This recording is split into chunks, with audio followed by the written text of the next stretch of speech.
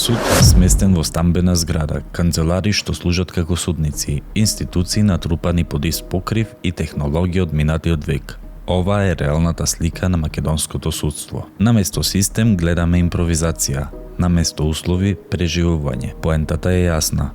Правдата работи во услови недостојни за државата што тврди дека се движи кон Европа.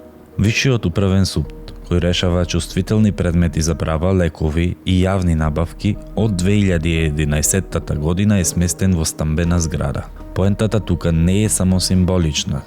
Судот нема вистинска судница, работи со половина од потребните судии, а за еден предмет одлучува во просек 2,5 години. Слична е состојбата и низ државата.